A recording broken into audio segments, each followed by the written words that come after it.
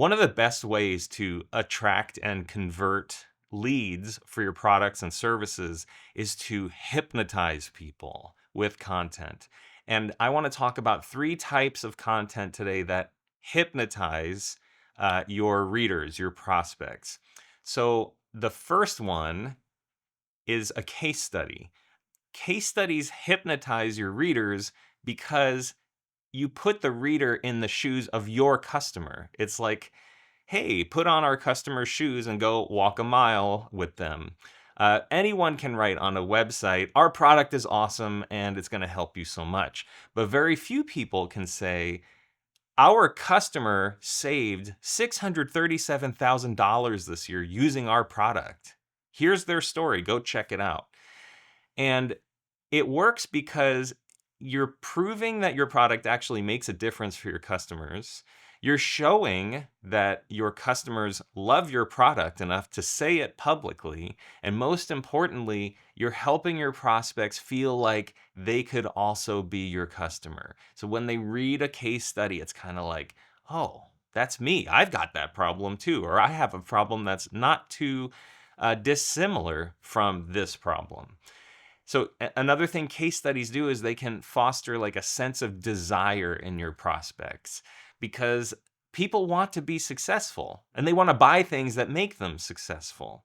We all pay for subscription services and whatnot so that we can do more work in a better way and we can be more successful. So a case study gives your prospects more of the like, hey, we've got the same kinds of problems. Maybe this product will work for us too, if it worked for this other company. They hypnotize your reader into thinking, I can get those results too. I'm reading a relatable story. I have a similar problem. There's a clear solution and a positive outcome. So it draws people in by telling a story. And your case studies are not about your products, they're about your customers. And so your product is kind of like the vehicle that allows a prospect to say, oh yeah, I want to get on that vehicle or in that vehicle as well. So in essence, a case study is like a guided mental experience that's designed to shape your reader's thoughts and actions, just like hypnosis. Now, if you really want to do an effective case study, I would recommend getting a video to accompany your case study so that you can actually show your customer enthusiastically talking about your product, because video is like the way to go. So people may not read or go to your website to read 1,000 words or however long your case study is, but a 30-second video, sure, I'll stop and watch that, especially if it's got some sort of hook right at the beginning that stops my social media scrolling on LinkedIn or whatever. Okay, the second hypnotic type of content is a white paper. It demonstrates your expertise, but it also like frames a problem in such a way that you get your prospect thinking differently. So a white paper is often like a technical-ish kind of paper, but really the whole point is that you demonstrate that you can dive deep into a problem. You're basically saying, I really understand this aspect of what our users are facing, and here is the solution in a very like intricate explanation of what it does and why it works. You're offering a different angle or a different facet of the problem, and you're framing the problem in such a way that your reader starts understanding the problem through your lens. And so I think white papers, they demonstrate your expertise, which is great.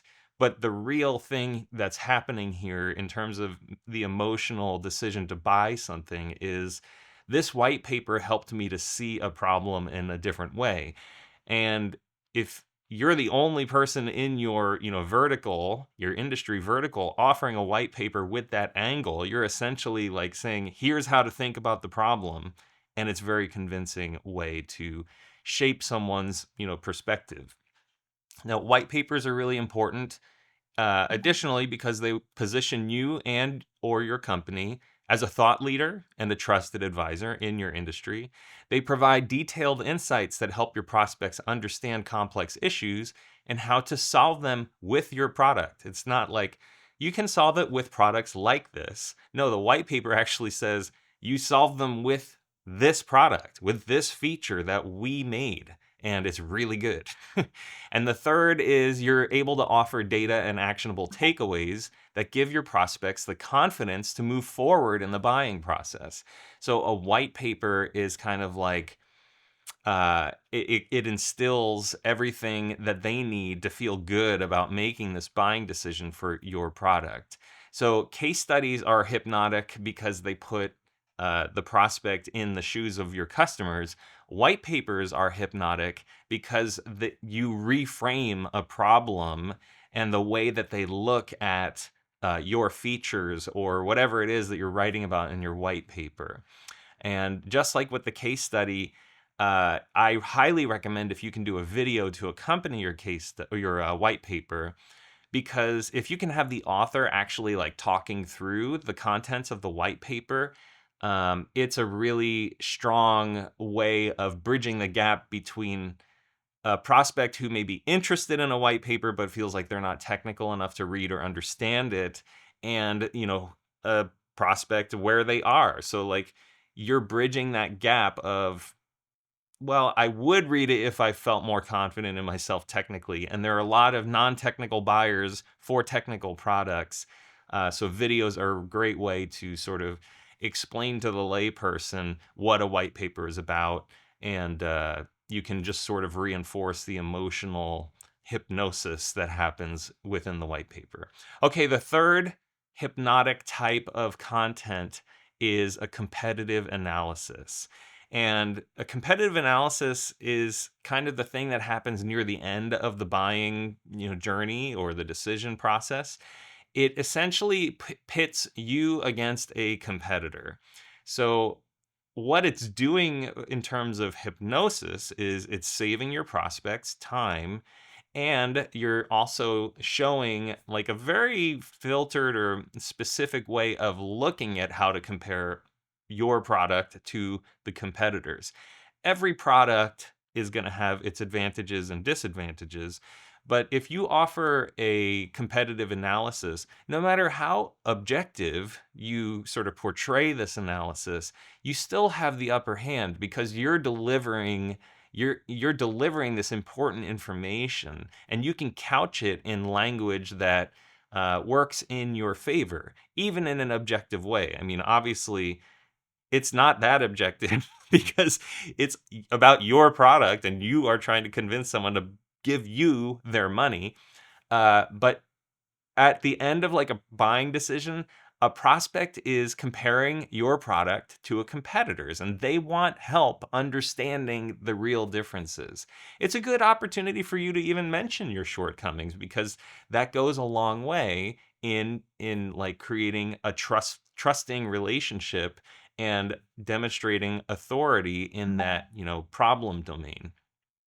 So you can show how your product stands out, hopefully in ways that matter to prospects, whether it's through features, pricing, ease of use, ROI, or anything. You have some sort of dimension that matters that gives you favor here. You can tackle common questions and provide a transparent comparison that builds trust, and it simplifies the decision-making process. And this is another part of the hypnosis. Like your prospect is going to go, oh, this makes it a lot easier. They're laying out the whole, problem here, and they're showing me where the competitor does better, and they're showing me where they do better, and that's really helpful for me. And then finally, you're equipping the prospects with the specific talking points that align with their pain points. So they're buying your product to solve a problem because they have these pain points, and it's your job to say, we have value that solves for your pain point. And so when you're doing this competitive analysis thing, you are addressing all of those pain points and demonstrating how your product has more advantages than the competition.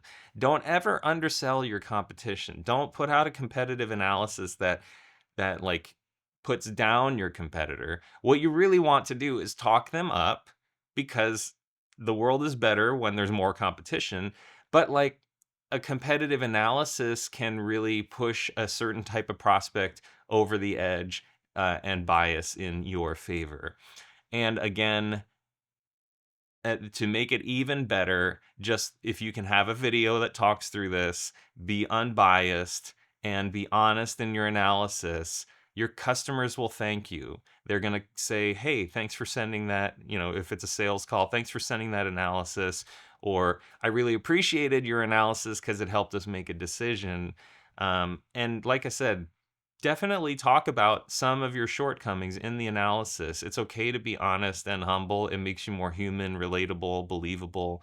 And if people see that, hey, this company is actually looking out for my interests, they might even make the purchase decision, even if your product is not as good or it doesn't hit as many of the points as the competition. I know I've bought stuff. I actually use a couple of products today because I know that they weren't as good, but it's kind of like buying local versus buying, from a big chain. It's like I know that the price might be a little bit higher, but I know that I'm helping a real person. So it's the same kind of effect. Like I know that I could probably get better value or better features from this other company, but I want to help the underdog. There are plenty of buyers who are in that position. And you can sort of use your competitive analysis to help convince them emotionally, hypnotically, to buy your thing. So, the whole purpose of these three types of content, case studies, white papers, and competitive analyses, is to make prospects hand you money. Like, that's the ultimate goal. And it's not about let me take your money, it's making them want to give their money. It's here is my money. I think your stuff is great and I want to pay you and I want to work with you. Just like there's this old adage that like you wouldn't be on the car lot if you weren't interested in buying a car. Like nobody goes to visit a car lot, just for fun, recreationally. There is some sort of desire to buy. And if they're reading your case studies, if they're reading your white papers and your competitive analyses, they are looking to buy something. And it's kind of like Glengarry Glen Ross, where Alec Baldwin is like, they are ready to hand you their money. Are you going to take it? And so what I think about with content is it's a great way to make people go, I want to give you my money. I want to work with you. I want to use your products and services. It will make me more money. It will make me feel better, whatever it is. And you have the opportunity to use content to help a prospect move from awareness to consideration to decision, and everybody wins. So, tell me your thoughts about the three types of content. Have you found them to be hypnotic? Have you ever been convinced by a case study or a white paper or competitive analysis? I'd love to hear your stories.